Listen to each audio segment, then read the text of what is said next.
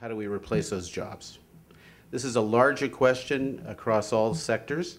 It's a question for the tech sector here in Ottawa. How do we grow that sector again so that it can employ more than 20,000 people? It used to employ 70,000 people, good jobs, until that sector got very volatile.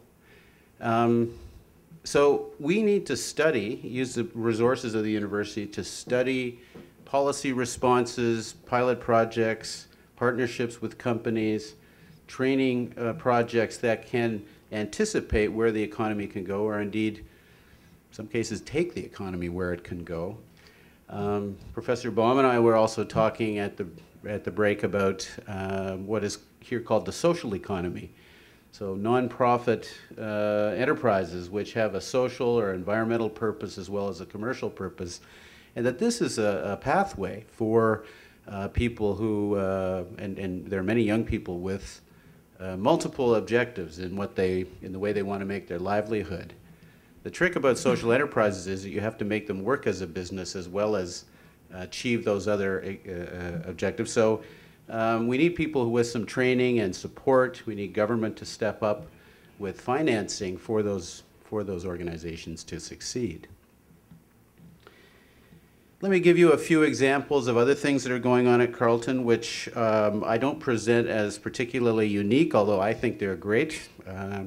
But other universities are certainly doing things across the country that are parallel to these. As some of you know, we have a center that works on refugee issues here called the Research Resource Division on Refugees. And it does some very exciting work with it. It has a community advisory board. It publishes a national newsletter called InScan of settlement issues, immigrant issues, from a policy perspective. It brings together practitioners and scholars from across the country.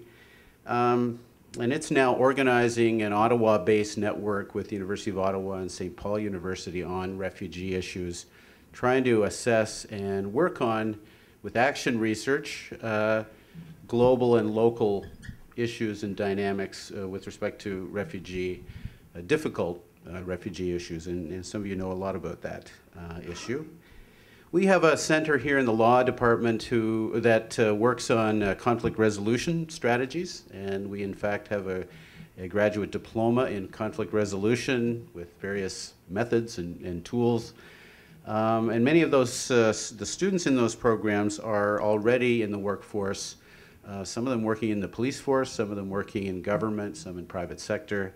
Very interesting and important group. And there's a network of people that are interested in that whole field of conflict resolution. And we have some leaders here, and there are leaders at St. Paul University in particular.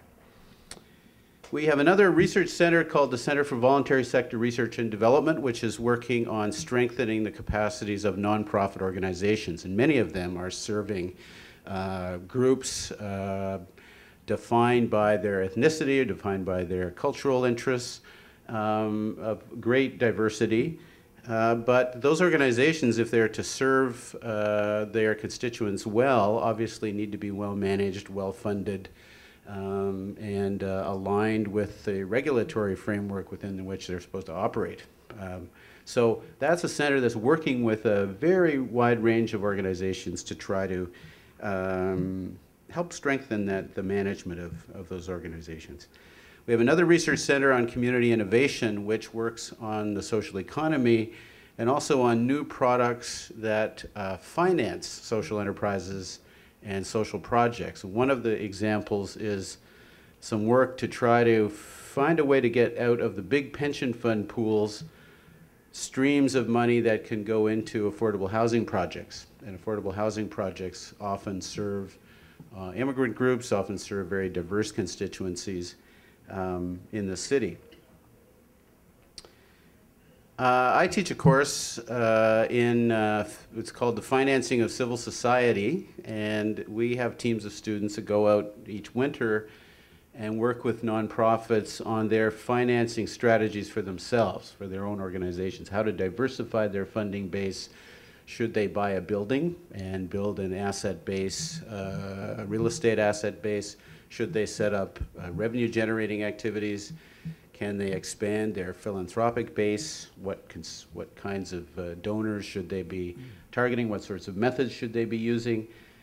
These are important things if you're running nonprofits or charities, particularly in the wake of the crisis of 2008. So that's kind of an interesting project, and that's a course for graduate students. They get credit for that, but they also produce a report for their, if you will, their client organization that is actually used. And last year we did a project with, among other groups, a United Way organization working with on immigrant training issues.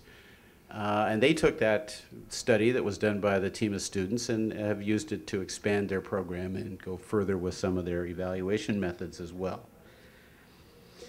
Finally, final example, we have a group here in Ottawa called the Community-Based Research Network of Ottawa, which is now working on a wiki, which is to be an intermediary tool between the community and the university, where community groups can put their projects on the wiki, where university departments and students and professors can go to the wiki and see how their courses or research projects could match with those requests from the community. And we're going to be experimenting with that tool, but we think it has a lot of promise.